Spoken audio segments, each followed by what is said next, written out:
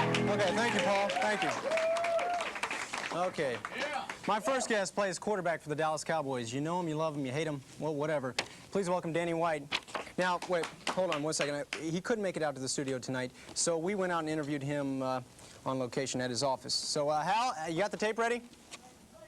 Tape's ready. Okay, well, just any time now you're going to see Danny White. Just go ahead and roll the tape. Hi, Mike Numberman. I'm here today in the office of Dallas Cowboys quarterback Danny White. How you doing, Dan? Fine, fine. Good to meet you. Do you mind if we switch seats just because I'm used to being behind the desk? Would that be okay? Well, no, not really. Oh, come on. No, just really.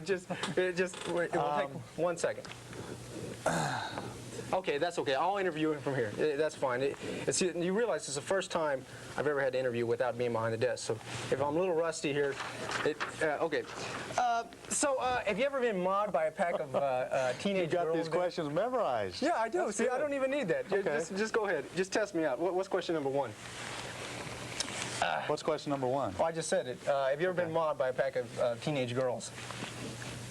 No. No, really. I mean, do you find it hard? I forget now. You have to let me look. No, really. Do you have a problem with being recognized in public?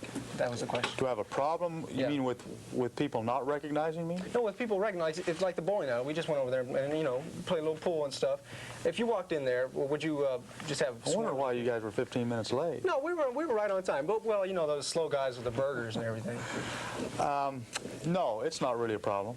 I think it's very flattering to be recognized and for people to want your autograph. That's not something that's happened to me anytime recently. Yeah. Well, I was wondering, in case they actually do it to me, I wanted to know what I can do to avoid it, and because like after the show, get some of these big, strong cameramen. Yeah.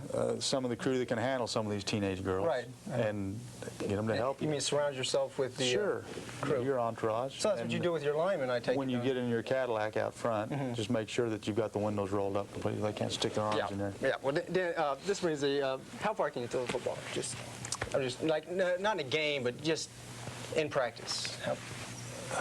Well, I've never really tried to just throw a football as far as I could. I always try to throw it to somebody. Well, that helps sometimes. Now, if they happen to be 100 yards down the field, yeah.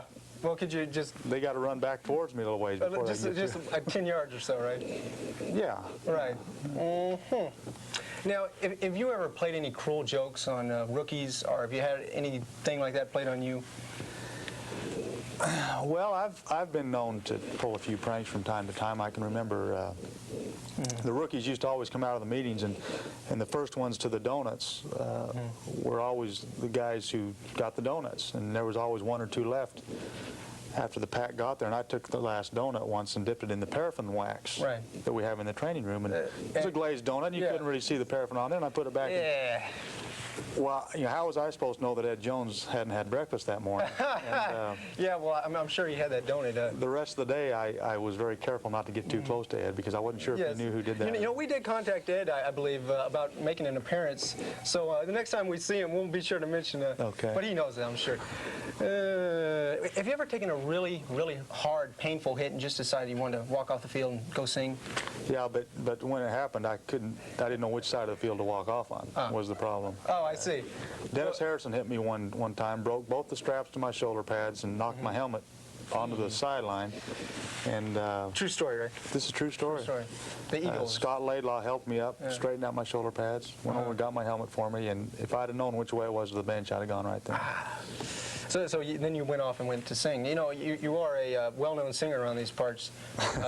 It's country, right? Or is it the rock and roll beat? Well, no, it's more the country beat, more of the balladeer. Well, was it a tough choice between football and singing? No, it was an easy choice. Oh, it was. So the singing is just well, it's one I was going to be able to put food on the table for the kids to eat, and the other was I was pretty much going to lose everything. So I decided to play football. Yeah, that makes sense. But do you think when you eventually retire from pro football, do you think you'll become a pro singer? No. I would enjoy being involved in the music business. More in the background, as far in the background as possible. Maybe writing, maybe arranging, something like that. But so who influenced you mostly in music? Who was your idol? I mean, who got you on that way to the country boy singer? What was it? Well, I don't know that anybody particularly helped me get there, but I have idols people that I enjoy. Neil Diamond, I'm a huge fan of Neil Diamond's and people like that. Yeah. I'm not a hard rock fan, nor am I a real hard country fan, but I enjoy all kinds of Neil Diamond fan. I'm a Neil Diamond fan. I like classical music. I like country music. I like soft rock. Something that doesn't blow me out. So tell me something. Why didn't you participate in that? Was it the Diet Coke Super Bowl Talent Challenge they had on right before the Super Bowl? I believe it wasn't it Diet Coke. I guess because nobody invited me. Well, didn't each? I didn't even know about it. Yeah. I mean, every team got to send a representative for the talent. And who did the Cowboys send? Well, I didn't know. I thought, well, you might maybe. I think Nate Newton went. Nate Newton to do what? Drink a Diet Coke? No, it was a pie eating contest. Oh yeah. Well, and he didn't make it. Didn't make it? No, he didn't make it to the Final Five. No. I'd like to see the guy. Oh well, yeah. Well, I would too. So tell me, what the hell does a white company do anyway?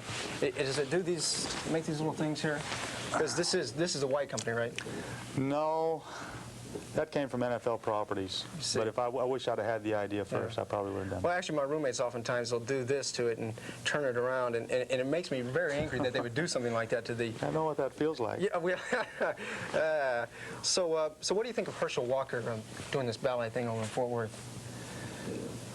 Well, I think that Herschel is trying real hard to get some recognition right now. No. He's But really what do you striving really think hard about out it? there. I mean, well, what do they say in the locker room about this guy? I mean, he's. Well, you don't say anything about him to his face. Oh, I see. But of course. But when he's gone, everybody kind of talks about him a little bit. Well, who is your favorite talk show host late at night on Channel 11? No, Larry King? No, that's just he's kidding. not No, but really, who's your favorite? Morton talk show Downey? No, he's not. host? No, he's not a talk show host. No, but really, do you have a favorite late night or just talk show host in general?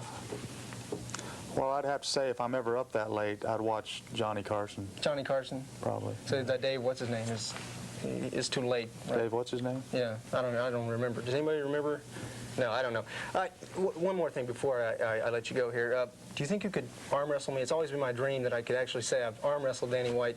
It just real quick. Do you think we could do something like that? Sure. Okay, great. Okay, you have to get up close on this. They're going to film this for Yeah. This will all be on. all posterity. Yeah, this to see. is good. Okay, so yeah. Whoa. Broke my nose. Okay, here we go. Okay, your wrist is okay, right? Is it, Well, we're going to find out. I mean, I haven't arm wrestled anybody. well, that thing doesn't stay up anyway. Okay. All right, here we go. He's going to prove. We're going to find out real quick how my Okay. wrist is doing. Huh? Okay. Okay, ready? Go. Hey, that's not. Keep my elbow on the table. Okay, one more time. Okay, sorry. Ready? Go. Come on. I mean, really. Push it. Give me everything you got. Come on, everything. That's it. Everything you got. That's what I got. Everything. Oh, okay, that's good. Okay, you can let go of my wrist. Yeah. See, I broke my thumb playing church football once. Okay. Church football. Well, listen, Dan. Thanks a lot for coming on the show. I really appreciate Well, it. I really appreciate you guys letting me come all the way over here to your office and setting it up, making it look like my office. Well, and you know, putting my dad's anytime. picture up and on even the sitting wall. behind my desk. You even have fish over there, Yes, like in you the knew that I glass. like to fish. And, Yeah. Okay, well, thanks a lot. I appreciate You it bet. once again. You're welcome. Okay.